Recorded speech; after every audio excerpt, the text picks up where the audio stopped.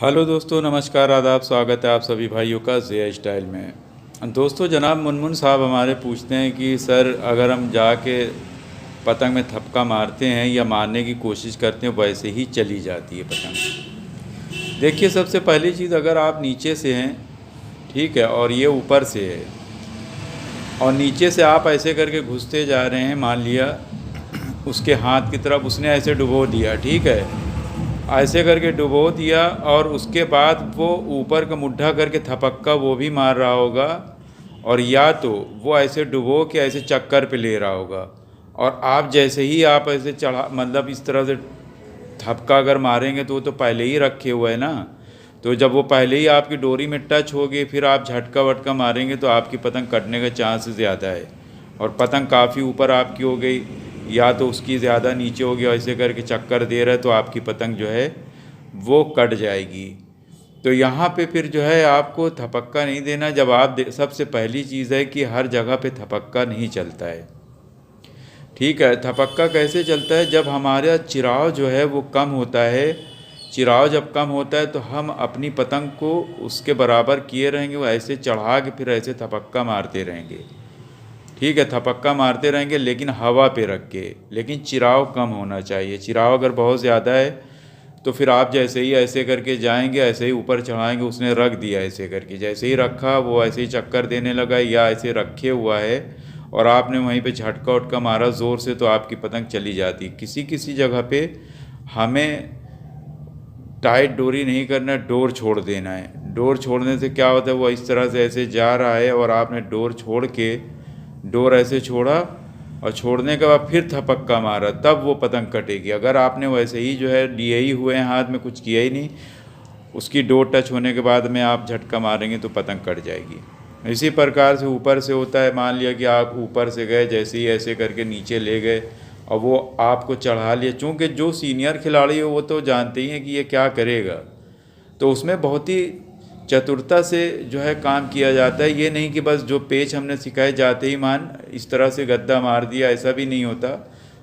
उसको बहुत होशियारी के साथ में मौका देखा जाता है कहाँ पे हमें मारना है, ठीक है। मान लिया कि जैसे अगर उसकी गैपिंग थोड़ी सी है यहाँ पे और आपकी पतंग यहाँ पे आ गई, तब तो आप वहाँ पे गद्दा भी मार के निकल सकते। गैपिंग बस इतनी होना चाहिए, बस 1 आध मीटर की दूरी बस बचे। कुछ ये अंदाज़ा ही किया जाता है, कंप्यूटराइज नहीं है। पतंग के हिसाब से देखना चाहिए कि हमारी पतंग कितने नीचे थी या कितनी ऊपर थी, जब हमने मारा कै हाथ खींचा, ये सब चीज़ याद रखनी पड़ती है।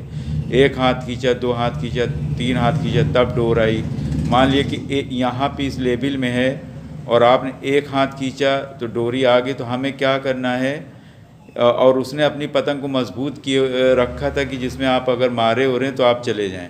तो हमें क्या करना है, फिर हमें उसकी सीध के बजाय थोड़ा सा और ऊपर से ही पतंग को यहाँ पे से रख के ऐसे मारना है।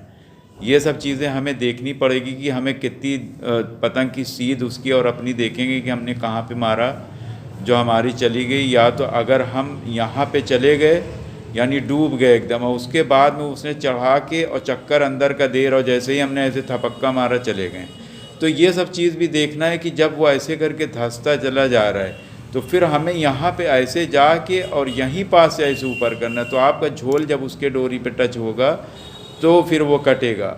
एकदम डुबो के ज़मीन में जाके आपको थपक्का नहीं देना है। जब ज़मीन में जाएंगे तो आपकी पतंग कट जाएगी।